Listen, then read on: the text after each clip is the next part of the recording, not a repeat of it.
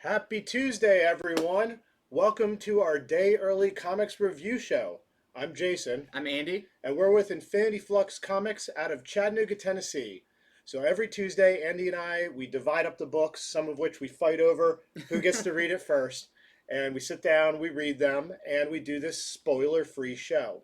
So when I say spoiler-free, I mean we try not to just tell you everything about the comic beat by beat. We try not to take away the pleasure of reading the book.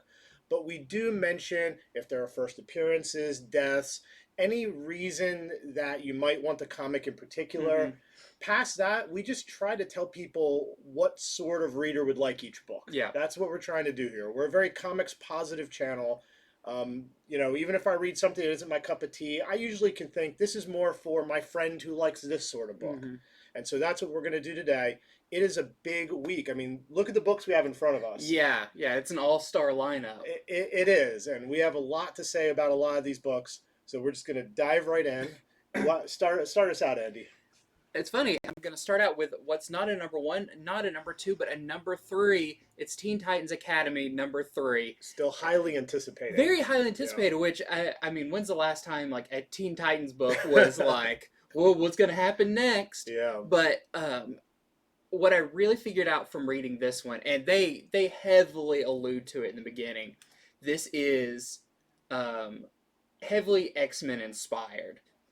So even this story in this is called X Factor. Wow. And the way the page is laid out and everything, you look at it and you're like, it looks like a straight up Marvel book. Call your lawyers, Marvel. You heard it here. Yeah. Maybe first? Maybe it's Factor X. I'm not sure. They skirted it some way.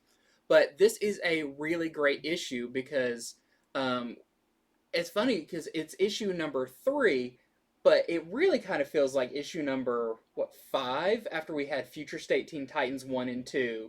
And then Teen Titans Academy 1, 2, and 3, but we're still learning about these characters.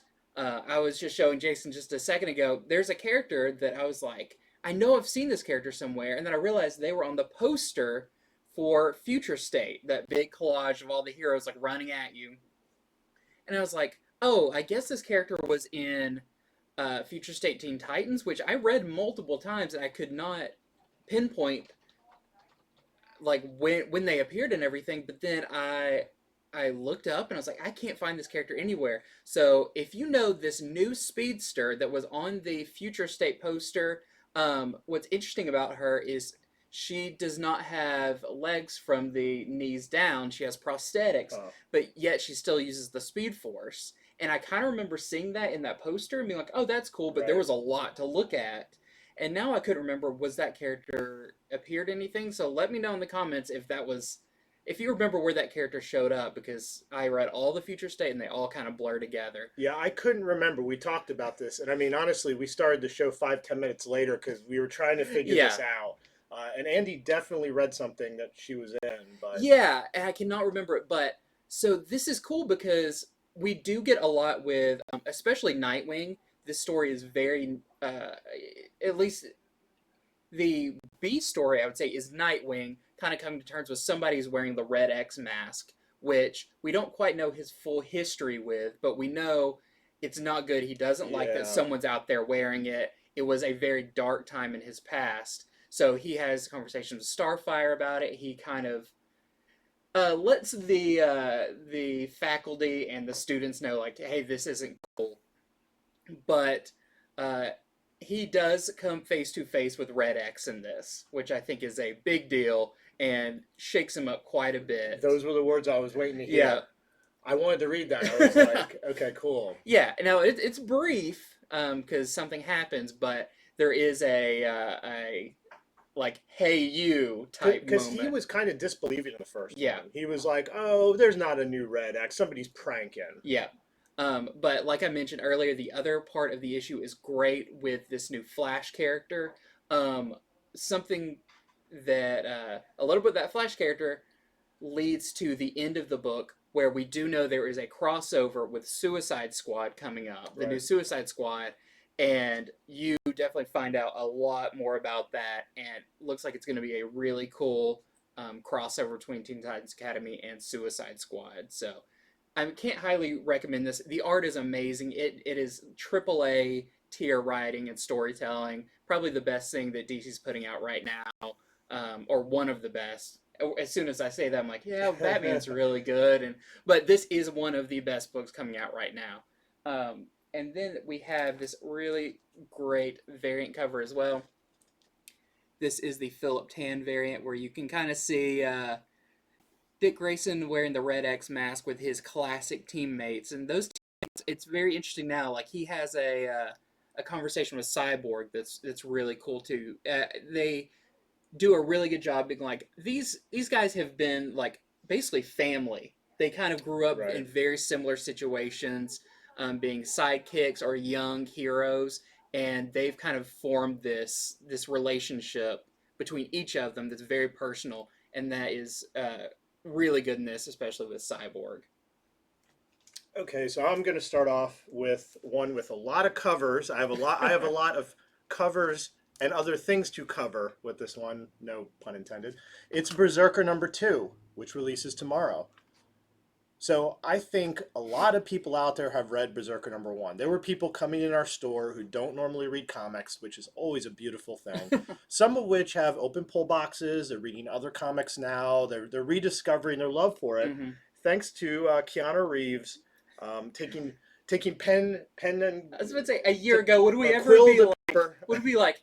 Thank goodness Keanu Reeves for bringing people into comic book stores, but that's the world we live in. And teaming up with Matt Kent. Yeah. He picked a good writing partner to help any, maybe deficiencies he has. So I think everyone who read Berserker #1, I've only heard positive, but I will say it is extremely violent. I mean, if you think John Wick is violent, I think Keanu's like, yeah, that was good. Can we make it a little more bloody? And that's Berserker #1.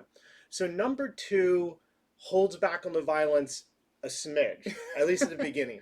It takes you back 80,000 years to his birthplace, which I'm not going to reveal everything about it because his birth has a lot to do with how he is. It doesn't reveal it all, but it does reveal, it reveals like sort of the process that probably made him immortal, but not why, where the process came from, how does it all work. So definitely a really good origin issue on his immortality. It also has the thing where you meet his parents. What would it be like to raise this kid who has this bloodlust? And if you let him go, he just kills and kills and kills. So I think, I've heard stories a bit similar, but Matt Kent and Keanu are putting a spin on this that's a bit different. I think they're taking it more to the extreme. Instead of, hey, here's a person that struggles with a bit of bloodlust, this is worse. This is almost like a vampire of fist violence. I don't just need your blood. I'm not just going to suck on your neck. I'm going to bash your brains in. Like he needs to absorb the blood through his fist to stay alive. Yeah, that's especially how the first one was, where he's just non-stop going. And of course he's talking to, this psychiatrist who's trying to figure him out. He was talking to her in the first one. And you could tell that he's not really happy about being this person anymore. Which I get. I think some of that is definitely Matt Kent's little doing. I'm a big fan of his writing. He likes to put a lot of human element into things, and even when the violence and the action is hot. So Berserker #2, I thought it was even better than the first. The first kind of gets you into the cinematic mode, and it kind of says, hey, do you like this sort of thing? Do you like this fast-paced action? But then there's some story behind it as well. This second one, everyone who, it's like, that's not for me, it's too much. The second one kind of ropes you in with more of the backstory. So before I show you all of the variant covers for it, there's some pretty cool variants. I want to talk about Something is Killing the Children, #1, 8th printing. It is the 8th version of the first cover. It has a very cool cover to it. So this is a pretty hot book. In fact, it was just announced Something's Killing the Children is like optioned. Everyone's been, scouring the internet, getting back issues more than ever, because that was just, I think, yesterday, the news dropped. So the deal with this is, if you bought Berserker #1 at your shop and you buy #2 and you bring in the coupon, we're not really holding to the coupon thing. We're just, if we know you and you bought #1, you bought #2, you get a copy of this. Something is Killing the Children, #1, 8th print. So some of what we do in the show is we inform people, and we're just letting everybody know that is how it works. Now, your store will probably want you to have the insert. With us, we just sort of know our customers and we know what they got. So this is one that you definitely want to ask for. This is another reason to come out, get that Berserker #2. I think Boom's doing a fantastic job. I mean, they're literally giving you a free hot I was about comic. to ask, so it is free if you purchase. You've got Berserker #1 and Berserker #2. Yes. And proof of purchase is basically what Boom has told us. Correct. So just want everybody to know about that. The other thing I want everyone to know about, and this is going to be, or actually no, I put that at the end. I'm going to show you some variants now. So here is the Raphael Grandpa variant for Berserker #2, the foil variant. This was open order, so you should be able to find it more than likely at your local store. We definitely have a good bit of it. I think it costs an extra $1 maybe, or no, it's regular price. It's a regular price. Wow. It is, yeah. Boom being real nice. So you can see the foil makes it a little hard to display on camera. Then we have the Albuquerque variant with Berserker. This does happen in it with, just getting shot and blood pouring out. It doesn't matter. You can't stop him. The dude's immortal. Then we have some ratio variants. So they snuck in some secret variants this time. This is the Grandpa secret variant. It was a 1 in 20. So for every 1 copy of #2, or every 20 copies, you get one of these. We're selling it for $25 while supplies last. The other secret copy, it's the same. It's a black and white, but it has a red stripe. We're also doing that for $25. And it's also missing the spot black on it. It's pretty cool. When you see them all side to side, you can tell you put them all together, and that makes the final cover. Yeah, and I mean, we're not just trying to hawk these things. We want everyone to know what to look for, what to ask for in your local store. Yep. So those were the secret variants. Us retailers didn't know about them. They gave us 90% of the order that we did, and then the other 10% they divided it. So 5% was the one secret variant, and the other 5% was the other secret variant, which I think is fun. I mean, I know some retailers are like, well, I wish I knew. I'd order more different. Yeah. I don't know. You got to keep some sense of mystery in the comic game. Yeah, I mean, what other industry does stuff like that?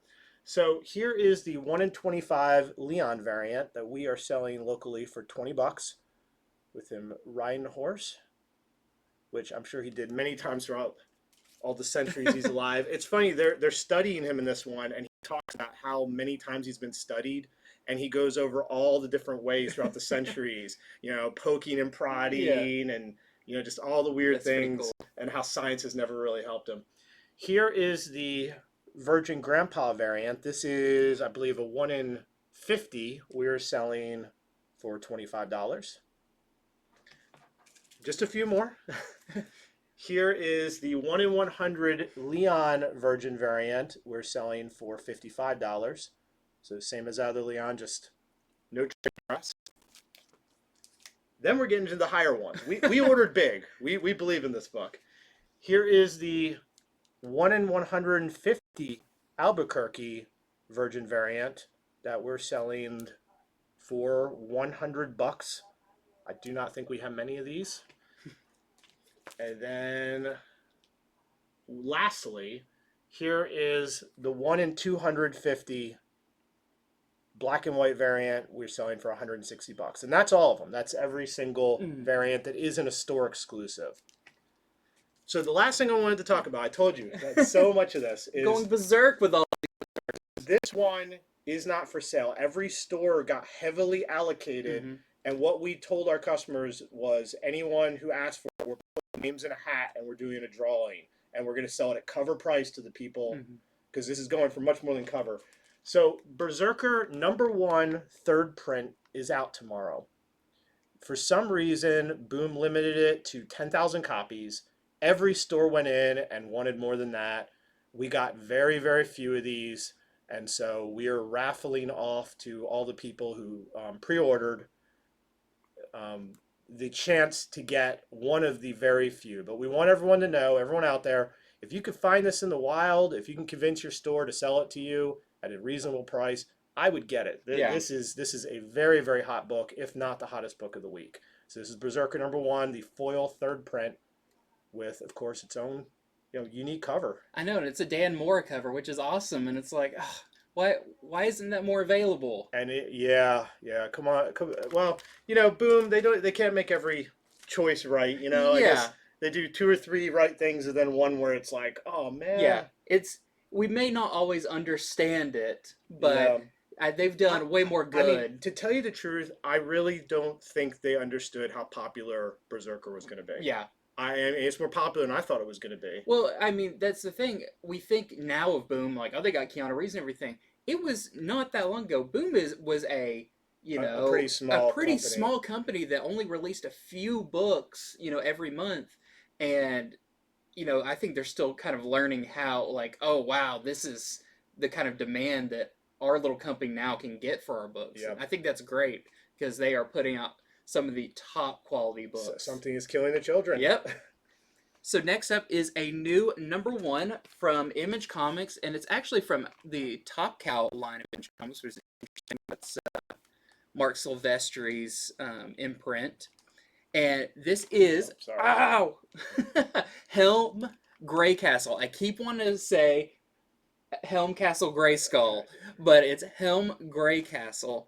And this is a new fantasy series from Image. And what makes it really unique is, so you have your classic D&D, I almost call them gang. Your the Tolkien. Yeah, the fantasy. party. You've got your warriors. You got your dwarves. You got your elves who are doing all their magic and everything. The flair that's on this one is it has a Latinx kind of flair to it, where we're used to very like Norse mythology, gods and with Odin and very that aesthetic. This one has gods that are very Mayan and Aztec and Quetzalcoatl, and so it gives a whole new tone to very familiar stories. And so you've got your classic tale of, we've got this band of not to say heroes, but they're out trying to get treasure and glory and everything, when they get tasked to rescue a dragon prince that has been stolen. And so they're going on this adventure. On the other side, you have these gods that live in these like ziggurat pyramid, in the jungle, with their very like they've got their like sacrificial altars and everything. Like, they are really big gods in this, and they find out that maybe it was one of their people that stole the dragon prince, and they want to find out who did it as well, because now the target is on them. So it's an interesting story. It's not like a fantasy story I haven't heard before or anything like that. But what makes it really interesting is the new mythology that is woven into this. Also, in the back of this issue is a few pages of a campaign that you can play with your D&D group or your Pathfinder group or whatever. That is really cool. It's got all the stuff you need, all the what your DM needs to say, all of that in the back of it. So it kind of adds an extra little bonus fun thing that is kind of set in this world that they set up. It has a few variants. Let's see. I mean, they have to be doing kind of a shout out to He-Man with that title. Yeah, because it's almost impossible to say and not say Castle Grayskull. Yeah. So we have the Tony Parker cover, and that is our main character in it. Let's see. His name is...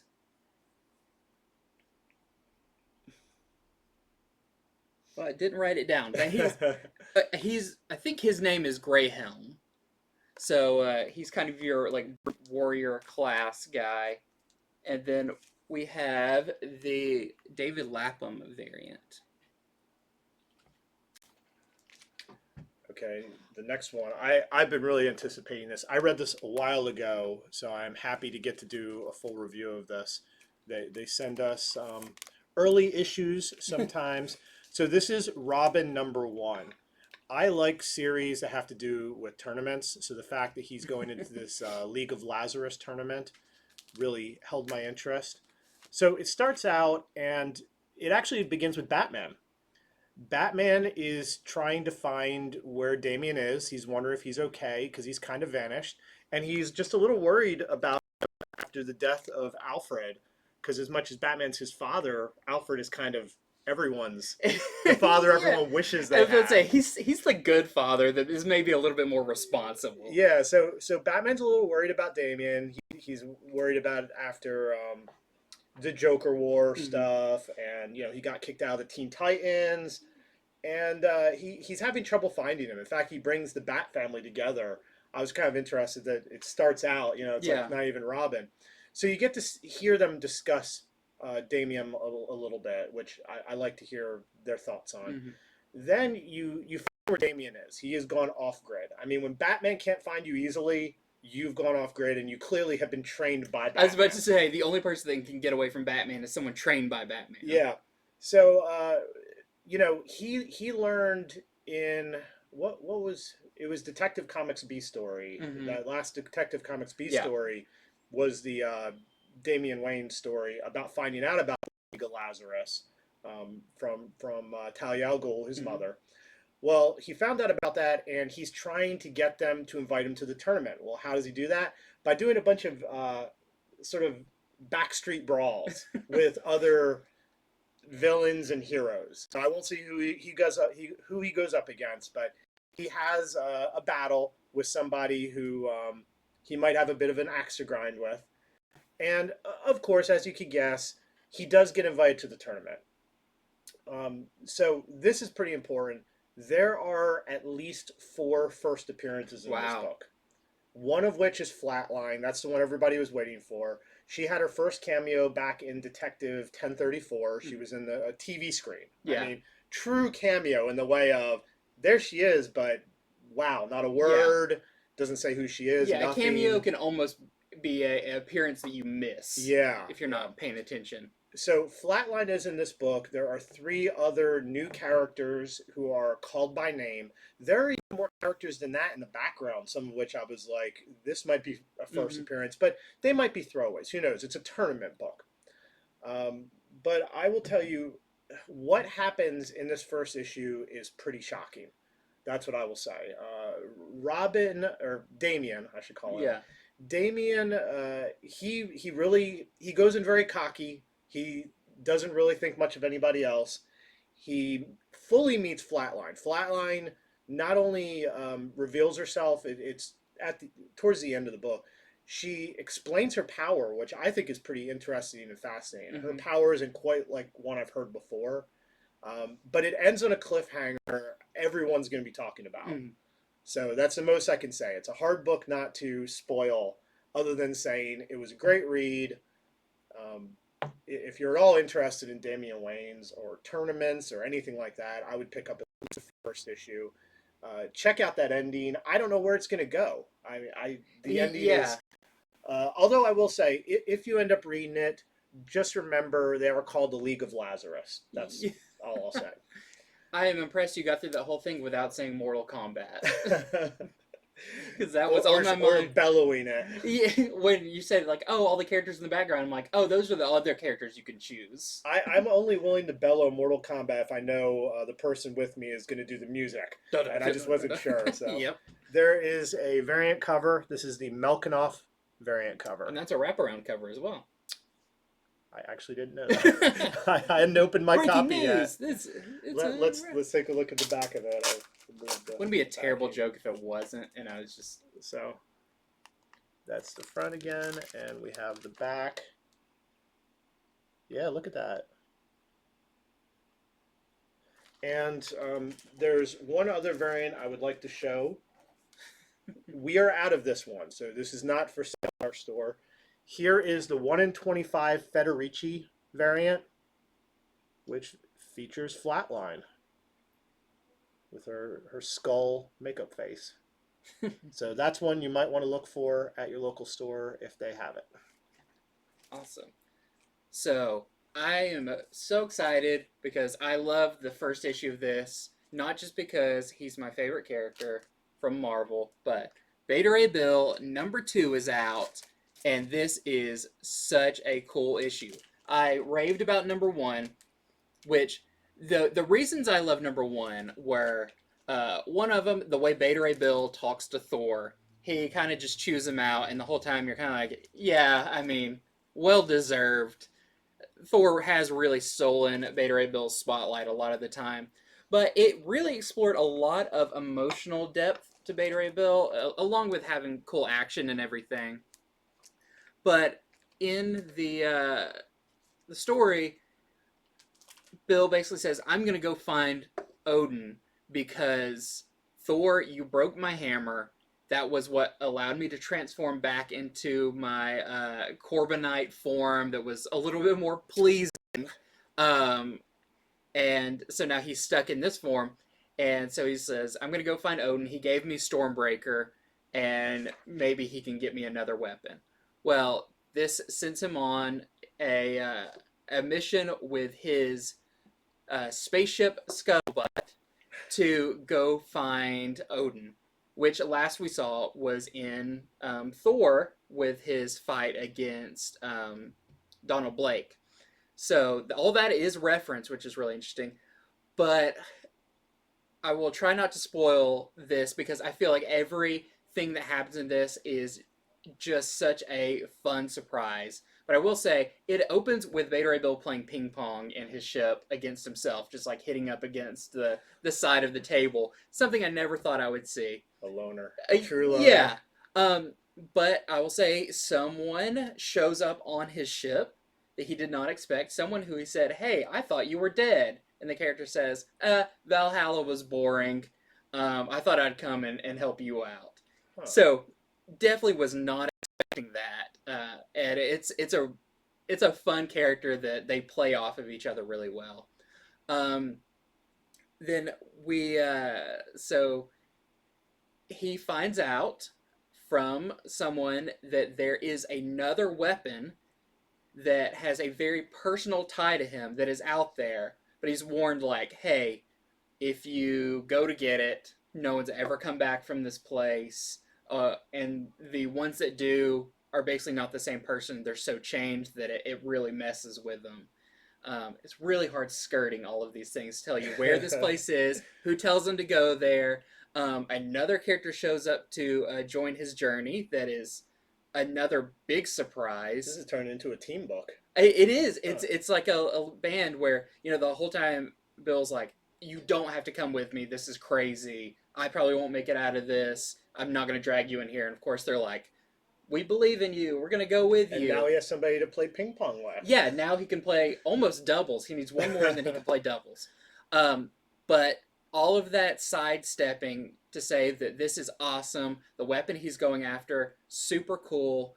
There are some, what I think are new characters. My deep Thor lore knowledge is not the best. I know a lot of like Thor on Earth stuff, but when it comes to like the deep, pretty much like the Simonson run that did a lot of Asgardian things. I'm not sure if some of these characters appeared, but there are a couple of characters that I did not recognize that have a very cool job. And then at the end, I will not say it is a first appearance, but it is a transformation of a character into something brand new that is really interesting and leads off on a cliffhanger. So I could talk about this book for forever. There's an awesome page that shows like a bisected view of his ship as he's walking through it, his giant ship, and you get to look at all the rooms. He has an arcade room that has pinball machines, and it's just really, really cool. So if you haven't been reading Vader A Bill, I mean, you got to pick it up. I hope this launches a whole new era of Vader A Bill fans, as it should. It sounds like Vader A Bill has a man cave on his scuttlebutt show. Yeah, and I mean, it's one of those like, oh, you're looking at all the rooms, like, oh, cool, there's a thing in there, and he's got a guitar over here, and it's just really cool. We also have a Paul Pope variant. This is the 1 in 25 that we are selling for $20. Also, Vader A Bill just wears a baseball cap and a t-shirt in a lot of it, and it's a very weird thing because a lot of people are like, oh, it's like a horse wearing a baseball cap. He gets real tired of hearing those jokes, but yeah, that is funny to think of him just dressing so casually. He's a real casual, and he's just like a really easygoing guy and stuff, but he just looks like this brutish horse, so really cool. Okay, so I read Miles Morales Spider-Man number 25, the beginning of the Clone Saga. I feel like they have been leading up to this for some time. Mm-hmm. In fact, I almost think that the King in Black tie-ins kind of had to throw it off. I think this would have came probably about 3 issues ago. So I think a lot of people have, I don't know, like forgotten this was coming up. Yeah. Other than I guess the ads. So it's interesting. It's a very good setup issue with some noteworthy things in it. Pretty much at the end of last issue, Miles learns that somebody is posing him. Now, there's already been a clone. There was a clone, I think, in issue 19, because way previous, I think issue 9 or 10, he was captured by this character called the Assessor, who took his DNA. Mm-hmm. And he didn't know what he was going to do with it. But what happens when anyone takes your DNA? You get cloned. That's why I'm careful when I go to the doctor. Yeah. That's why you count all of your hairs before you leave. You're like, okay, good, no one's stolen one. So he already met a clone in issue 19 who he had a fight with. The clone degenerated. It seemed like it wasn't able to hold together, and so it seemed like it was gone. But I think everyone knew that was probably just a warm-up. Yeah. Maybe a precursor. Well, anyway, last issue at the end, he learns somebody's posing as him. They're running around doing mayhem. In this one, you find out he has kidnapped a scientist, and he has ransacked some science warehouse. As to why, not sure. So Miles has to go look into this. Meanwhile, sort of understanding that people are going to start blaming him for things. Yeah. And lo and behold, he comes across another superhero, somebody very close to him, who knows a lot about clones and such. I think you can probably guess who. And they're so sort of jaded from their own clone experiences, they assume he's the clone. So a battle ensues. But I'll tell you, some of the more important parts of this is that you do meet the clones. Yes, there's more than one. That's been in the solicitation. I was about to say, if you see the fold out of the cover, it has the other ones on I could go ahead and say you do meet the clones. One of them gives a name. So first appearance of these clones.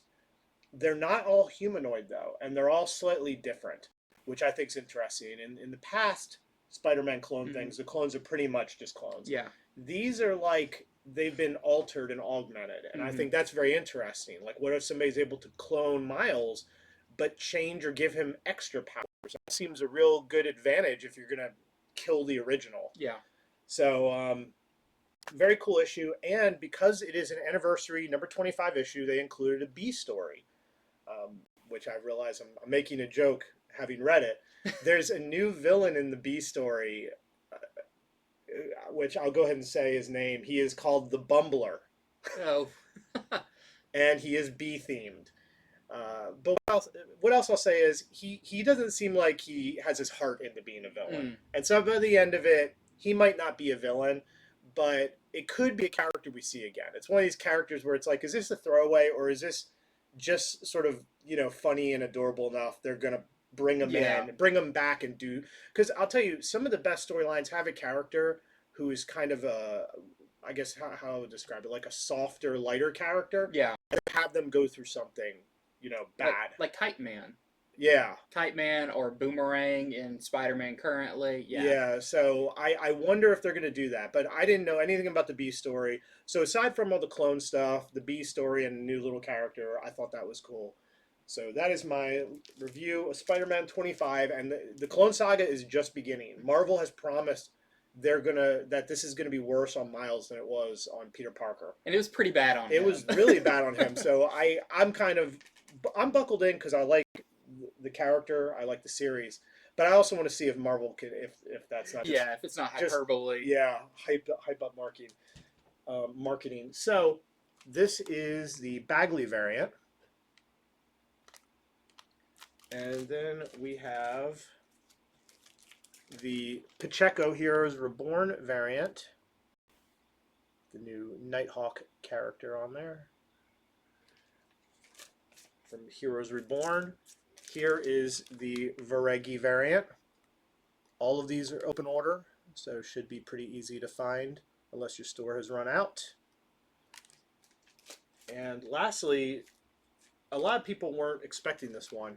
This is the Liefeld variant. Still celebrating his nerdy 30. Yeah, that's what it is exactly. And Liefeld's like, look, I'll do 4 feet. Count them. I could do a horse at this rate with feet. There's also the 1 in 25 Pacelli variant that we are selling for $20. And lastly, we have That one's so funny. the 1 in 50 hip variant for $40 while supplies last. Look at that, helping the cats. But what if it's a clone? So, this released today. This is RWBY Justice League. Just making sure it wasn't RWBY and Justice League. It's RWBY Justice League. So if you're familiar with the Rooster Teeth created anime, which then had some manga spinoffs, RWBY, DC has done a RWBY series before, a mini series, but it's a really interesting anime about these young teens who go to the school and they're trained to fight these kind of shadow monster, demon monsters called Grimm that look like animals. So I was really wondering what this would be about when you throw the Justice League in there, because then of course you just have Superman come in and punch them or do whatever. But this is really cool because this takes place in the RWBY universe, where we have the first story in here is with Yang, who is the Y in the RWBY, and RWBY, who are they're at a farm, and they notice there's a new farmhand there named Clark, who is just helping around, and they talk to him, and he kind of reveals to him, oh yeah, I'm not from around here. I have, I'm stronger than the average thing, and so it's fun how they include the Justice League in this story rather than being like it's them from our Earth, but they got sent in. No, they're like Clark is a character in this. So some Grimm attack, he kind of reveals himself, but in this he only has his powers when he's in direct sunlight. And so for these kind of monster shadow creatures, it kind of makes it a little bit harder. But it's a really cool like one little story showing off the Superman of the RWBY universe. And the second one is with one of the RWBY characters and this universe's version of Wonder Woman, where they go up against some Grimm version of like killer whales, which is really cool. But it's a really fun single story, 2 little stories that I'm not sure if you don't know the RWBY lore. I've only watched a bit of season 1. It does a decent job familiarizing you with, the world and some of the elements of it. I'll say it's definitely more for RWBY fans than Justice League fans, because the art kind of shows that too. Yeah, it is. It's more heavily RWBY inspired with everything in it, where they almost do such a good job of integrating the Justice League in it that they could just be characters from the show. So if you're a fan of RWBY, I would recommend it because it is fun to see them, especially it's 2 different art styles in this, but they're both, pretty similar to the show. But whenever you get other stories with these characters outside of it, I think it's fun. That's not just a one shot, is it? No, it's a mini series. Okay. And so that's what I was surprised. I was like, oh, it doesn't have all the characters in it. It looks like they're going to do kind of team ups, maybe 2 per issue. So this one was with Superman, Clark, and Wonder Woman. The next one could have the new Batman in it. I'm not sure, but it's really fun. I would just definitely say if you're a fan of RWBY, you'll like it. If you're just a fan of Justice League, you could check it out. You may discover something new you like, but it's not essential Justice League reading, is what I would say. It's got an awesome variant cover by DeMio, which is, you can definitely tell from his coloring and art style. Really, really nice. All right, so crossover number 6 comes out tomorrow. It is the end of the first story arc, Kids Love Chains, which is a direct quote from something Todd McFarlane said in an interview way back when asked why Spawn was doing so well back in the 90s. And this issue, it was a lot was promised with this issue. Yes. And I have to say, a lot is delivered. There is a lot of crossover in this book. In fact, it crosses over with at least 2 different universes other than Image characters. At least 2. So I don't know. It's like, this is worth reading to discuss with your friends. Which of the characters in it are you most excited to see? Because, I kind of told Andy about it a little, and then you read it, and we were just discussing who of these new characters that they meet. And, a lot of this, it's quick. A lot of it is the characters there. I mean, they've gotten into the city. They've gotten into Denver. They've gotten into the bubble. And what do they find? A whole bunch of superheroes. Yeah. There's literally a splash page with so many heroes, and a lot of them are from other works. And many of them are from Image. But some are legitimately, I mean, they've made some deals. From other publishers. Yeah, from other publishers. So I was really excited. Maybe next show I can talk about the one I like the most. But you'll have more fun seeing it for yourself. Right. You will. Discovering as you pan across the pages, the 2 pages, to be like, oh, there's that. Oh, there's that. I would say, what do you think? Probably about 10 characters, maybe 10? If not more. I feel like the more you dig, the more you're like, oh, that's so-and-so from this. And I mean, it goes to almost microscopic levels of characters. Right, we're not talking about homages or anything like that. In fact, one of them that is from another publisher, they run into him and they say, hey, you're this person from this book. And this is a major book. It's a major ongoing book. A book that is either currently coming out or just had a tied up recently, but an ongoing character. But still, more series are coming out around this book. And optioned. Oh, yeah. By the way.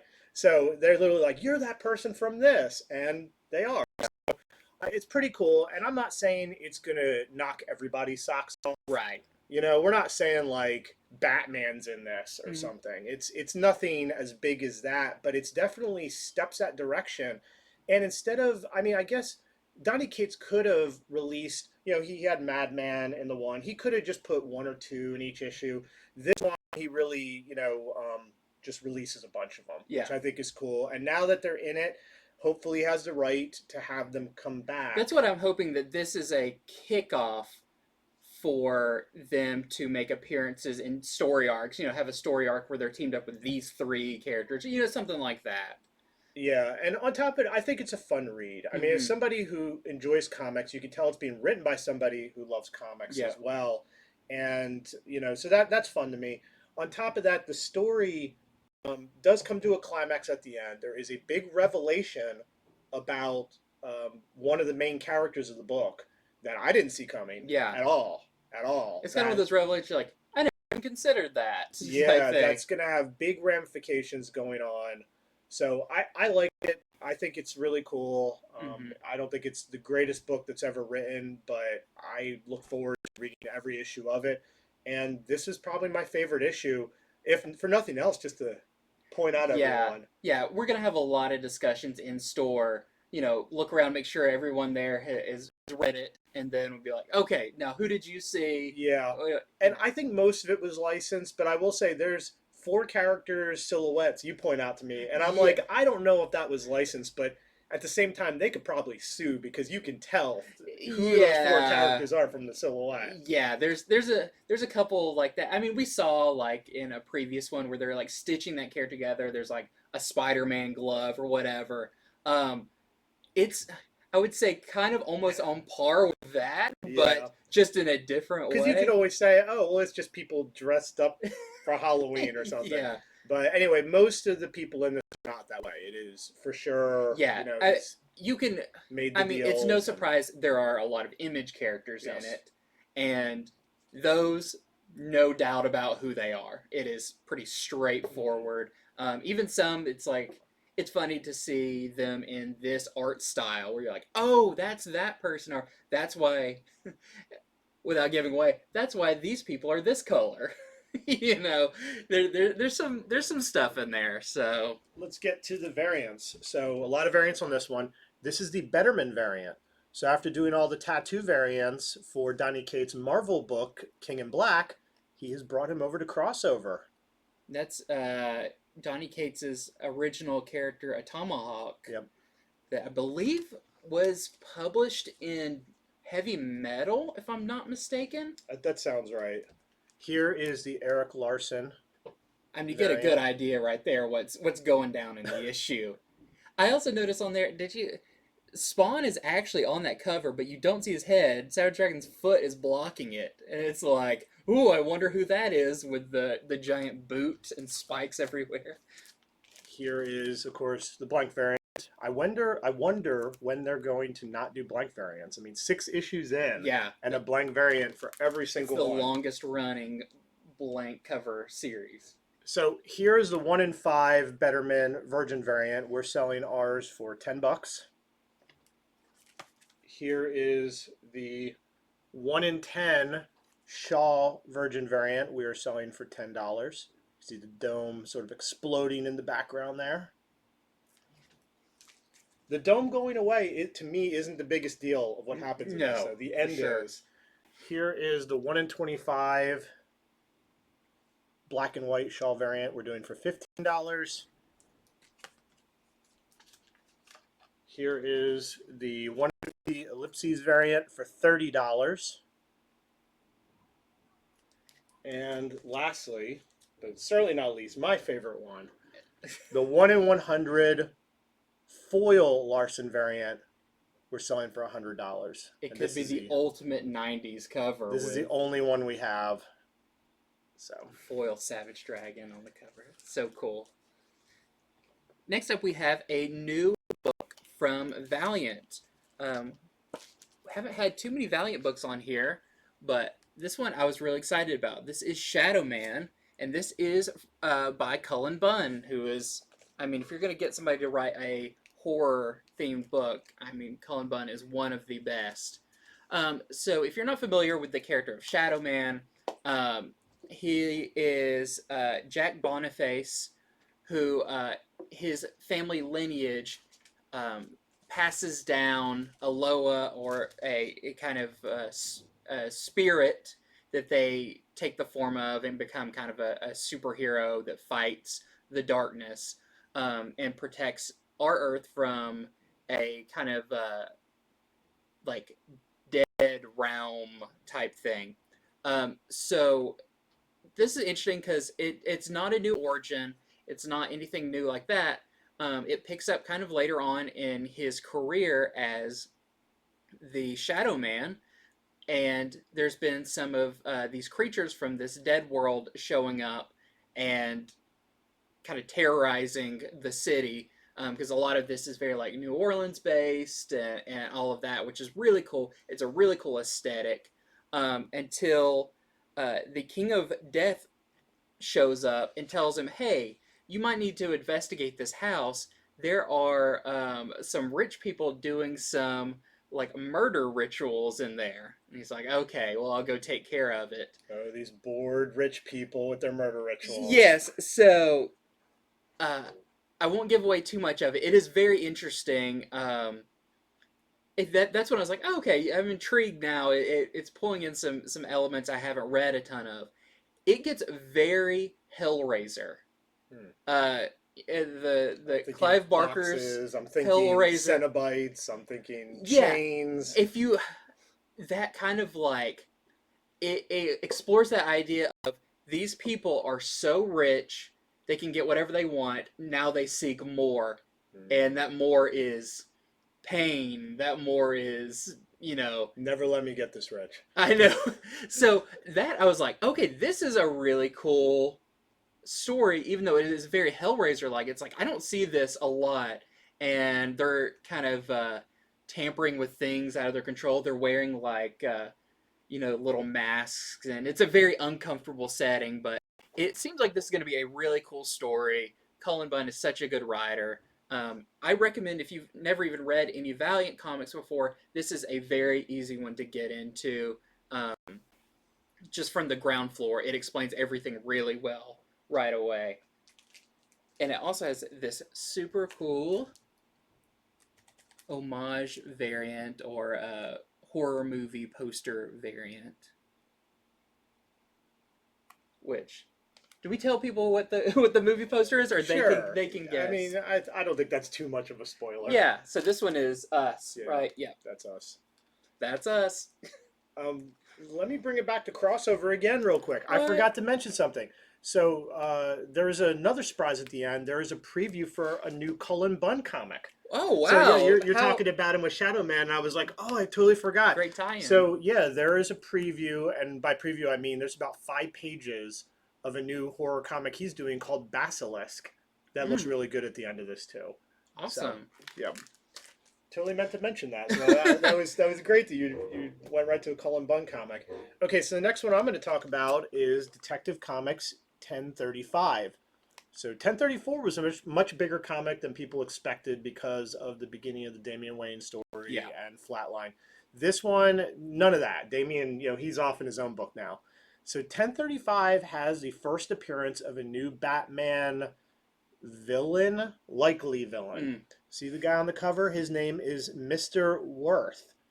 Now, this is interesting. I haven't seen this done too much lately. It's been done throughout comics, but not lately in Batman, to my knowledge. They've kind of retconned somebody into Gotham's history. They claim in this issue, and this is his first appearance, I've checked it out, it's definitely his first appearance, that Mr. Worth and his family helped build half of Gotham, and that's why he's super rich. So how is it him and his family built half of Gotham, he's a super rich guy, Bruce Wayne never runs into him? All these issues, 1,034 issues, you never run into this guy, but here he is. They always go to different parties. They're never at the same Christmas party at the same time. I guess so. So I like the character, and I'll tell you why. So I think it's really funny for a villain, if he stays a villain. It's not enough that he's rich. It's not enough his family helped build half of Gotham. He has to be 8 foot tall and just built like, he's made of solid bricks. Like, how many more advantages does this guy need? But to beat Batman, you need someone like that. Like, we've got the money, we've got the intelligence, the business acumen, and also we're just bigger than you. Yeah. So the deal is, and why I keep saying he might be a villain is, his daughter has been murdered.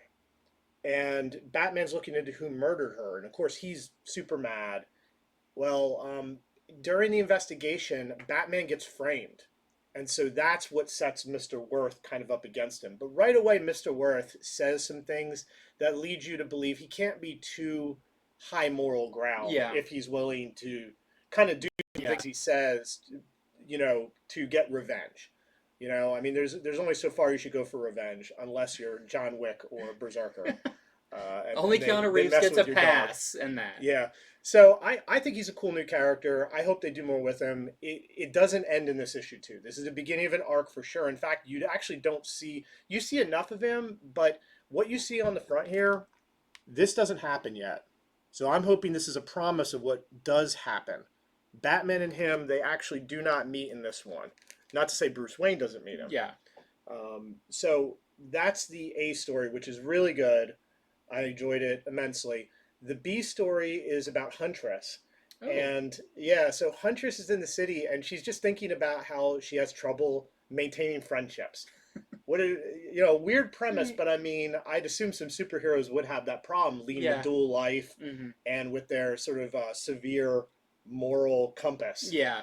And it's a very sad story. Like she makes friends with this girl who insists on going into the bad parts of Gotham. Like this girl just has no regard for herself. She's just sort of like, oh, I'm out at night. I should be allowed to be out at night.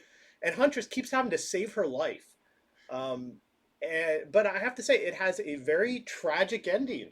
Mm. That's all I'll say, and it's not over. Like it actually is. It ends with Huntress sort of making a vow, and sort of and next issue Mm-hmm. we're gonna see where it goes. But I was pretty shocked how tragic an ending they gave it.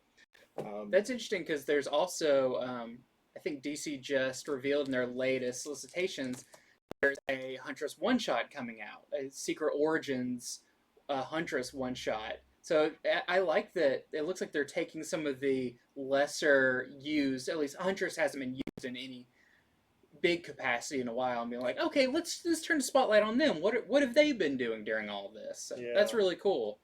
Yeah. So there is the Lee Bermejo variant.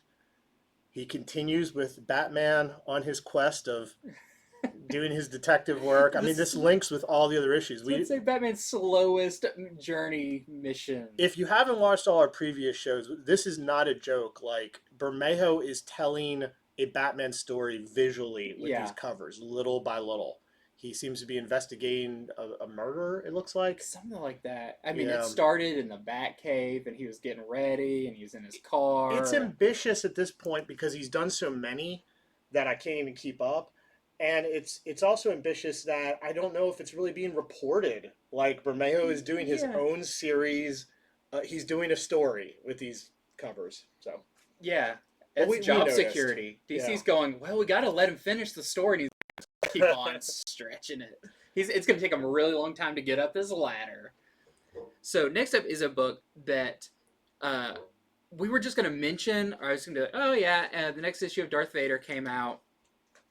But I should never underestimate Vader or a Star Wars book at this time, because, I mean, I'm a huge Star Wars fan, so I was probably overly excited about the stuff that happens in this issue. But I think it is really significant what's going on in this. So this is Darth Vader number 11. Yeah, Andy pulled a stop the presses on this one. I did. It was like, he reads all the Star Wars stuff, and it's like, well, is this the beginning of the bounty hunter? Yeah. Or the bounty hunter? And he's like, no. And I was like, well, crack it open, see what's going on. We'll probably mention it. But then he's like, stop the presses. Yeah. So I'm a huge Star Wars fan. I saw what happened in this. I have a friend who shops here. I texted him, was like, hey, make sure you get this one. Because, not a controversial thing to say that the last Star Wars movie was, some people really liked it, some people really did not like it. Divisive. Very divisive. What this is about is Vader going to the planet Exegol, where the final showdown in Rise of Skywalker happened, and you find out a lot of stuff that may have been some kind of dangling story threads from the movie. One of the reasons it's really good is you realize, oh, Vader knew about all of this stuff, and it'll be interesting to see why doesn't he act on it? Why doesn't he question some of these things? So there is some key things from Rise of Skywalker that Vader interacts with. A lot of the stuff is explained to him from Palpatine himself. Is like, yep, we've got these things here that I'm doing this with. We've got these tanks that's got these people in it. This is what I'm doing with this. I'm really gonna try not to spoil some of this stuff, but you learn more about that that fleet, the Final Order that was in Rise of Skywalker, and there is a very big thing, an item, I will say, for lack of a better term for it, that was hinted very early on. I think it was in like one of the previous Star Wars runs, that was hinted that somebody found something, and then we haven't seen it since then, and now we know where it is, and it is a big deal, which definitely is. It is consequential enough that it could make it into something outside of comics, like movies. Like it is a, like, oh my gosh, he's Palpatine has got another plan that we never knew about that is big. So highly recommend picking up this issue. We already turned around and were like, we got to place some more orders for this. We reordered it right away. Because I don't know if I would say there could be there could be a first appearance at the end of this, or a cameo, but for the seeds that it plants, it is really big. So I'm sure there will be some articles written about this tomorrow or the next day once people discover. You notice there's a first appearance in it of a character who's on a future cover, right? That's been reviewed. Yeah, so I'm not sure if that character, if they have been in this series before, it's been a very background, but there's kind of a group shot at the end, and I remember being like, oh yeah, I think Marvel just released a cover. I looked it up, and the solicitation for the issue coming up is like, this is all about this character. So, kind of a big thing, but did not expect to be so excited about this Darth Vader issue. Yeah, because you figure with them heading into War of the Bounty Hunters, they're just going to, like, you know, finish up whatever story they're on. Mm-hmm. But no, I mean, I was pretty shocked all the things that you showed me. Yeah. There's that one item. And what it's alluded to that's going on is like, oh wow, it's a little bit of a callback to pre-Disney acquisition. The stuff that's no longer in canon. But was a big deal. It was a huge deal early on, and like I said, it could leak out into more than just comics. At least if it didn't, you'd be like, why did no one bring this up? This is kind of a big deal. So I'd say 4 or 5 major revelations in this issue. Oh, and just like always, it's got a really nice variant cover for The Empire Strikes Back. Okay, so Harley Quinn #2 is out tomorrow. I have read it early. It's a fun read. I find the new art style has also been divisive. Yeah. I found some people who like it, and I found some people who don't. But I think everybody's pretty happy with the story thus far. So of course Harley has returned to Gotham. She's determined to make up for her past misdeeds, and you know the Joker War just really kind of changed her. She's taken on her new sidekick Kevin in issue 1. Kevin also used to work for the Joker, and she wants to prove she can help him reform and be a better person, to kind of prove that she can as well. Mm-hmm. She has forced herself upon the Bat family. She now claims to be a part of the Bat family. In the last issue, she asked Batman for a stipend. And Batman's like, what are you talking about? I don't pay my people. And she's like, you're telling me that Oracle and them all don't get any money from you? How do they live just doing this? So those hard-hitting questions we've all actually had a discussion in a comic book store. Yeah, so she wants to show that the you know, a lot of people are referred to in Gotham now as masks and clowns. And the masks are sort of the good heroes, and the clowns, of course, are the bad heroes. And she wants to show that both sides have good people on them. Of course, she does it in her own Harley manner. And what she discovers pretty early in this issue is Gotham really is fed up with both sides. And Gotham is fed up with her. Mm-hmm. She gets kicked out of somewhere, and it's like, you know, 6 in the morning. You know, she's like, it's only 6 in the morning. I got kicked out of this place. So it starts out pretty funny. So she works with Kevin in this issue to try to reform him. They go to a spot where he did something that he's very guilty about. He kind of got pressured in with his gang, because Kevin is not like a thug or a goon. He just seems like sort of a simple guy who got pulled into the Joker gang. So he has to deal with that with her help. It's kind of fun watching her try to mentor someone her own way. Meanwhile, there's the backstory. There's a lot with the Gotham mayor, and him forming, I guess, the beginnings of the force he's forming, which are going to take down all the masks. In this, he puts Hugo Strange in charge, who says, hey, I'm a good guy now. I'm going to help all the clowns. I have this new treatment. Well, Hugo hears that Harley is in town, and he decides that she's the first he's going to get. So he goes after her and Kevin, and you'll just have to read to the end to find out how that turns out for him. There is a Derek Chew variant, which I think is fantastic. All the Chew variants that are coming out for this are so good. Yep. So this was an open order cover. Once again, probably pretty easy to find it for a good price at your local store. Let's see. And I got stacks of comics. I know. What a week. So we have Action Comics. This is number 1030. This is the first issue that we have post the announcement that the main Superman book is actually going to be changed to, for one, change writers to Tom Taylor, but also changing to be Jonathan Kent as Superman, which is very Future State. We know that that's a thing that did happen in Future State, which is another callback why everyone needs to rush out and get some of those Future State books, because they're sticking around.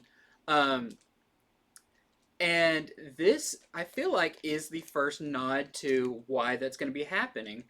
There's already been articles about it and everything, but there is a conversation between Batman, Superman, and the Atom, basically saying, Superman, it looks like your strength level is dropping significantly, even though like you're having the same exposure to the sun and everything. They're saying it without saying it, and that's like part of it, where Superman is possibly dying because of something, which, I mean, big whoop. I mean, Superman's life is threatened. What, the book comes out like twice a month, so about twice a month his life is threatened in some way.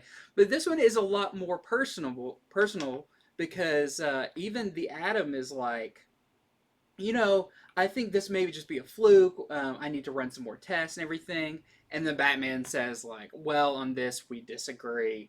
I think this is a little bit more serious, which, I wouldn't put much credence to, if not for the fact that the Superman title is changing coming up. Now, I'm not saying Superman dies. We were talking about this earlier, because we know in Future State he did go to War World and all of this stuff, but some pretty significant things are happening in Superman's life, and it looks like it all starts here. There's another scene, which I won't completely go into because it's a very interesting scene to read, but it's between Jonathan Kent and Damian, which Damian's wearing his like new like gray and red outfit that he's wearing in Robin, which is really cool. This is probably before he disappeared. Yeah, to the League of Lazarus. or Jonathan just knows, like, I always know where Damian is. They keep in touch because they still play video games or something. But there's a conversation between those two where Jonathan has some serious concerns about his dad, because he's been to the future during the Legion of Superhero stuff, and he knew, hey, at some point, like, and it's coming up very soon, all the stories about my dad just stop. And it's a very like looming like countdown clock type thing to what happens to Superman that basically takes him off the table. So if you have not been reading Superman or Action, which Superman is a very, a lot of people love him, a lot of people hate him, a lot of people love to hate him. But I think a lot of that comes down to writing sometimes. They're like, well, if he can just beat anybody, then he's not interesting. This brings the interesting in it to Superman is so strong and everything, but he's not strong enough to kind of deal with his own personal issues. So there's plenty of action in it. There's a last page reveal that's really cool that kind of harkens back to something that Jonathan Kent said. But I definitely recommend, if you've been on the fence about if you're reading action, you're like, oh, maybe I should drop it, or I've been thinking about picking up a Superman title. I think this is a really good jumping on point, and I think it sets up some really interesting stuff for Superman for months to come, if not years. Yeah, something consequential is on the horizon. Yeah, one way or another. Comics will say that a lot, but with the writing team changing and with we know the main characters changing, something consequential is going to happen. And then we have the variant. This is the Tedesco variant, which it's almost sad now when you kind of know a little bit of the story, seeing Jonathan and then Superman on there. Okay, so there were so many books this week. I usually can read everything. I did not have time to read everything. I also had a dentist appointment today too. Which, little behind the scenes. There's nothing more awkward than the dentist leaning over you, just putting instruments in your mouth. Like, glad it's over. No cavities for me. So the Marvels is launching tomorrow. I have not had a chance to read this yet. This is an ongoing series by Kurt Busiek, based on characters and stories by Alex Ross. Alex Ross did the cover. So pretty much the premise, if it's a lot like the others, it is sort of a retelling of the Marvel Universe in their own way.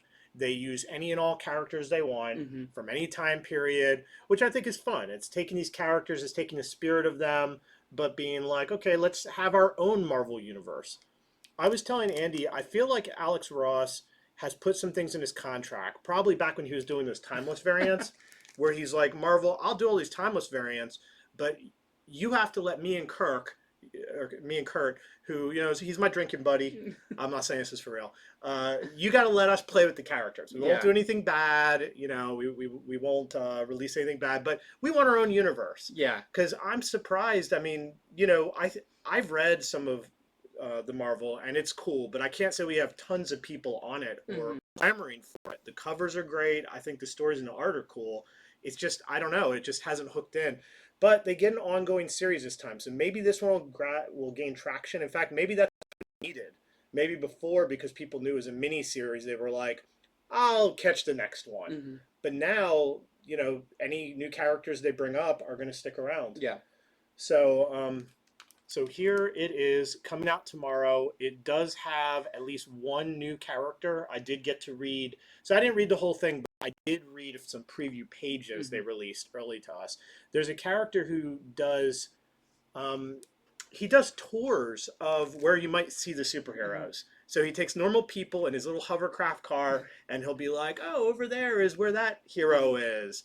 And, you have to think, if you're getting that close to heroes, something might happen. Yeah. And also, he himself dresses a little bit like a hero. So I think his first appearance is probably the big takeaway of Marvel's #1 tomorrow. Cool. Just wanted to mention it briefly, as always, because there's such cool covers and everything, but we have Spawn. This is issue 317. Say it every time, but we're getting closer and closer to that launching of the Spawn universe, the big multi-book thing that Todd McFarlane's going to be putting out. So this is definitely leading in, especially the last page, kind of hints at big things to come. This wraps up a little bit the Omega Spawn story, but the ending of it is pretty interesting. Wanted for sure to show off these variant covers. So we have the Capullo and McFarlane variant. It's really cool in this to see Spawn and Medieval Spawn kind of like pal around together, going up against the Omega Spawn. There is the Barons variant. Really cool. And then we have the 1 in 5 Capullo and McFarlane sketch variant. Yeah, I wonder how many more they're going to do about that. I don't know. I feel like a lot of Spawn is, when they hit the Spawn universe, it'll be a big shake-up with how they do things, or, not just in story, but like, oh, how are we going to change the variant covers up? Are we going to get new artists for them? Because we're doing multiple books now. Are they each going to have 3 variant covers. It'll be cool to see how they pivot into this new Spawn. Okay, so Shadecraft #2 comes out tomorrow. This is already optioned. So the #1 got really hot, sold out everywhere. It's about a girl who is afraid of her own shadow. That is until other shadow forces attack, and it turns out that her shadow seems to be her brother, who is in a coma somehow or another. This is all revealed in issue 1, so no spoiler on issue 2. And he's going to help her fight against these other shadows. In fact, maybe the shadow world might have something to do with him being in a coma. I have not had a chance to read this issue yet, so I do not know. But #2 is out tomorrow. Here is the variant. And here also is #1 second print. So if you missed that first print, which I know a lot of people did, they did a whole new cover for it. Looks great. So all out tomorrow. Cool. Next up, just wanted to mention Silk #2. So part 2 of a, I believe, a 5-issue miniseries. Yep. But really cool that Silk gets her own another series to kind of flesh out her character a little bit more. Her job that is now being the bodyguard for J. Jonah Jameson, which of course comes with its own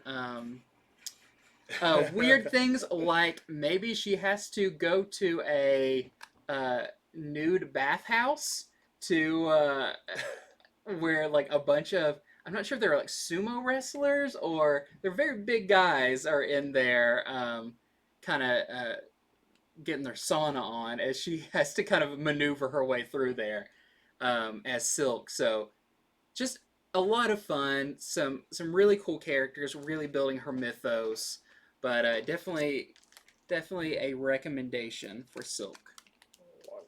You know, J. Jonah Jameson, he's like one of the last characters that I've seen who tries to make it stylish to wear a Hitler mustache. You know, it's like if you're wondering if he's good or bad, just look at the mustache. Yeah. He's at least kind of a jerk, at the very least. Also out tomorrow is Amazing Spider-Man Curse of the Man-Thing. So I have read the previous ones. This is a mini-series, but it's done a series of one-shots where Man-Thing appears with other characters, and you're learning about his history. He's being used by this new villain called the Harrower. It's hard for me to say. The Harrower.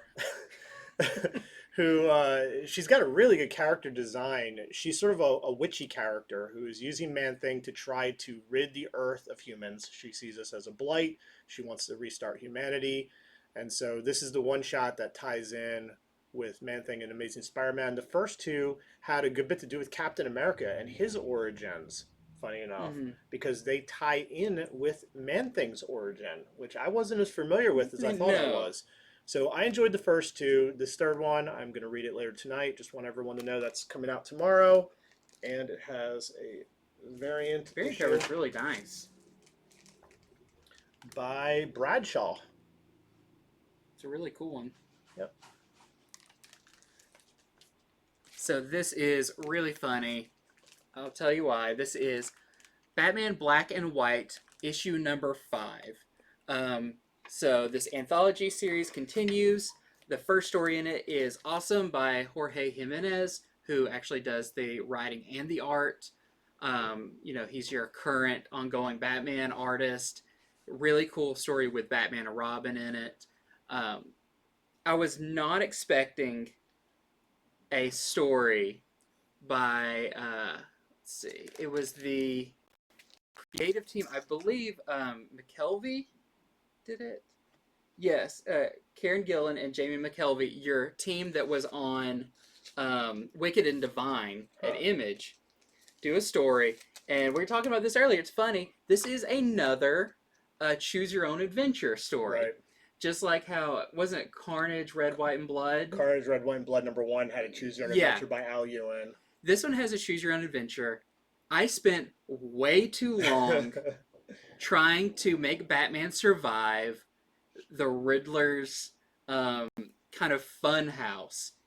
It is insane, my Batman he got shot in half in a guillotine. He ran through some lasers and got killed. Yeah, you were dead 3 times. I was dead 3 times, and it did it. not take me long.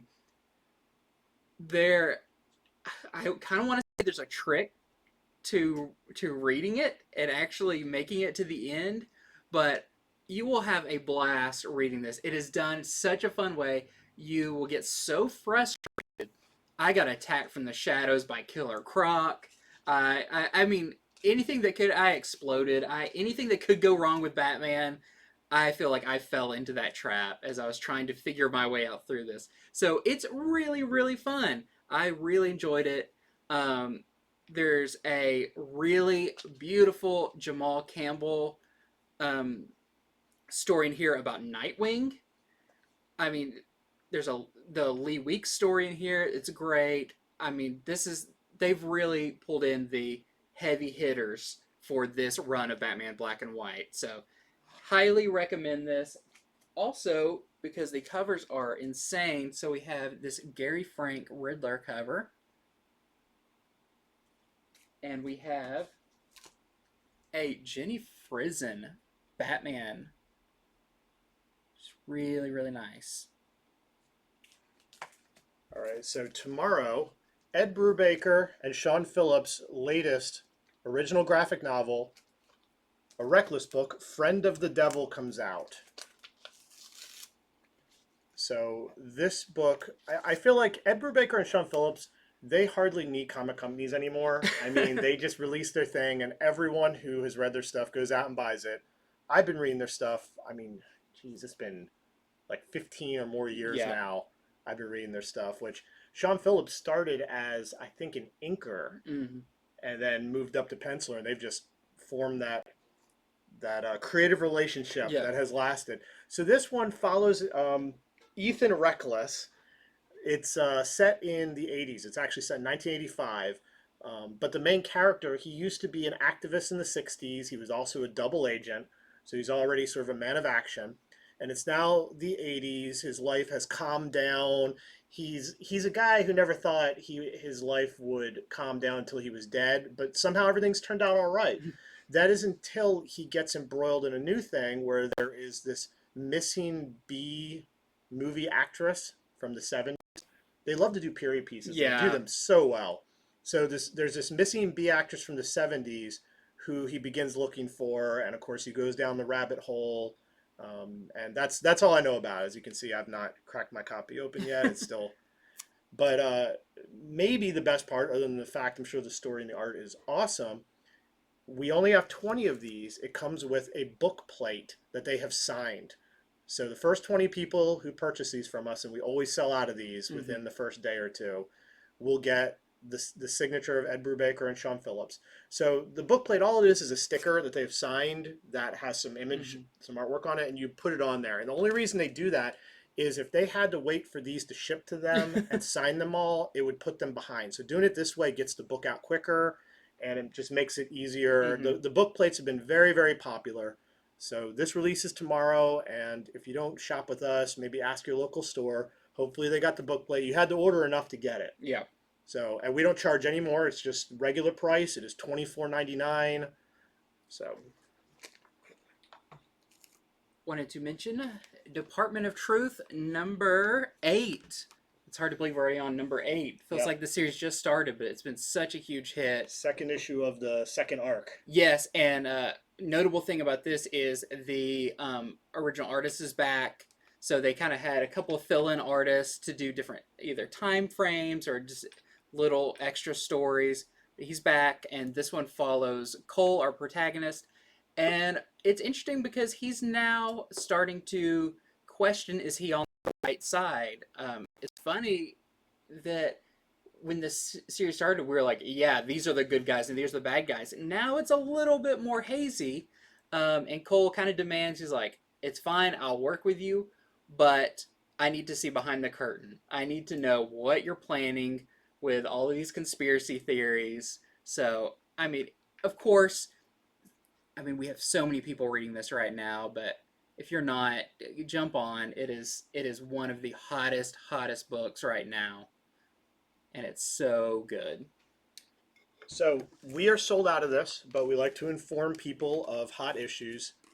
This is Nottingham #1, second print. This was just a lot hotter than anybody Yeah. expected. We've had people ask for it. Anyone who asked for it in our store has already got it. That's why we're out of it. But this book is going for well over cover price online. So maybe if you could find it at your local store out in the wild, it is a retelling of Robin Hood Mm. from different perspective. I honestly have not read it because I can't get my hands on it. Yeah. Other than I guess this issue to hold up and show you. So Someone's gonna run by and snatch it really quick. So.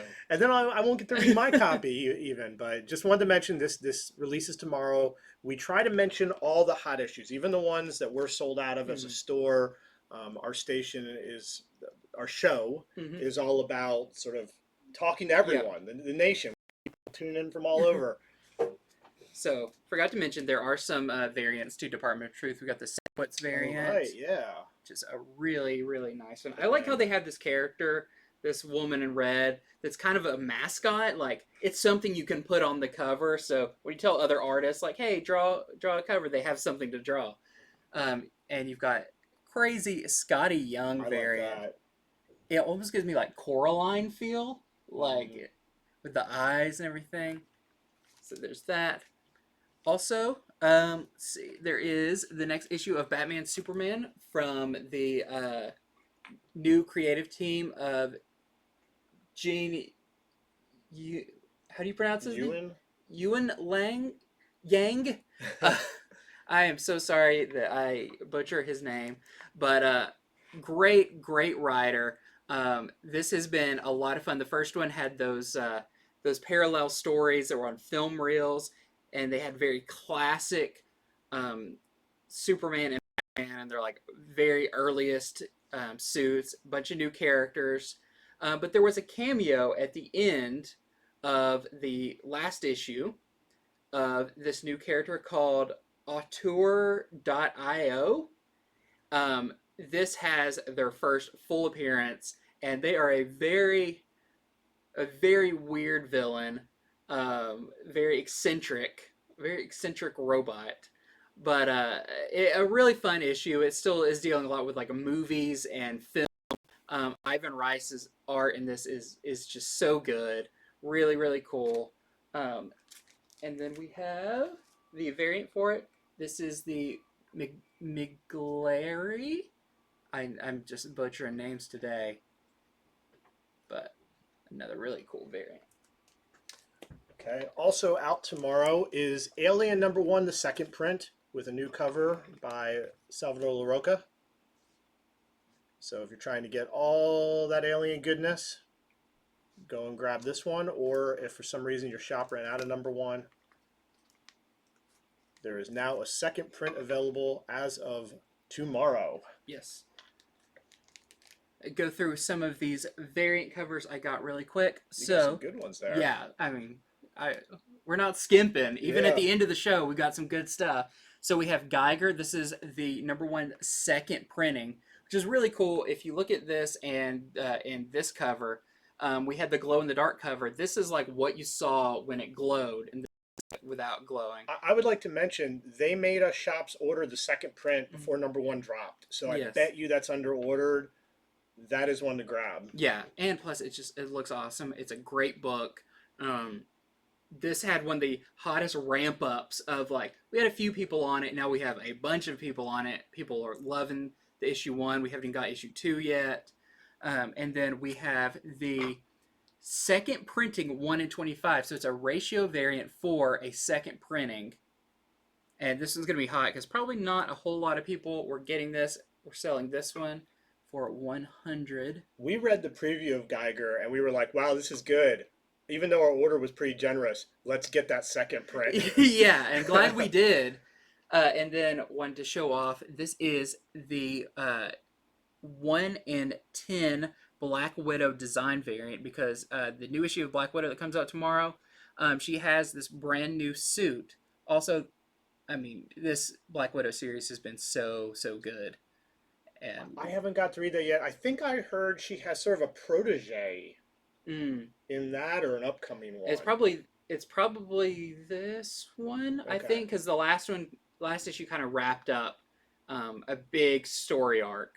Yeah. So Typically, we have thoroughly read every single thing. We read almost everything this week, but it was just, it's a huge week. it is a huge week. All right, one more thing to go I'll show one more thing off that just be in mind when you go to your store. Hopefully they have this. It's really cool. We've actually had some people like early request this, which is funny because it's a promo item. But this is the official guide to the Hellfire Gala, which is the new big story arc in X-Men coming up. But this actually has like an interview with Emma Frost in it, and I don't know, it has a lot of in-universe fun stuff for this new big X-Men event coming out. So have a lot of people excited about this. I mean, this has a bunch of the designs of the costumes they'll be wearing that are really, really cool. So, yep, this is free. Just go to your store and ask them if they've got an extra one for you. All right, so is that it? I mean, I guess it's all a blur now. I have leaning piles of comics next to me. This is a big one. Yep. Yeah. Clear. All those are clear. We're good. Okay. Well, thank you all very much for tuning in. I hope you've had a good time. I hope we've been informative. Mm-hmm.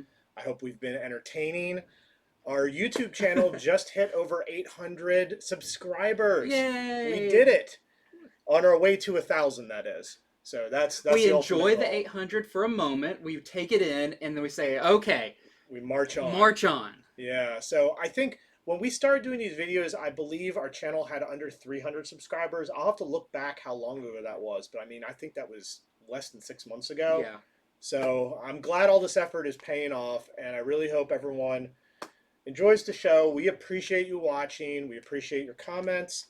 This Friday, we'll do our other show, Comics from the Future, where so many good parts of that show. One of the best parts is that Megan joins us. Yeah, you have a third voice in here. Busy running the counter on Tuesdays, but she will be on that show with us. Yeah, tell a friend and share this video everywhere through Facebook or, clip pieces of it, put on Instagram, whatever. But let people know, because I feel like we give some pretty good information, like stuff with that Star Wars one. I was shocked by it, so yeah, share it around. All right, well, until next time, have a great rest of your day. Go read some comics. Go read some comics. Yeah. We need a sign off or something.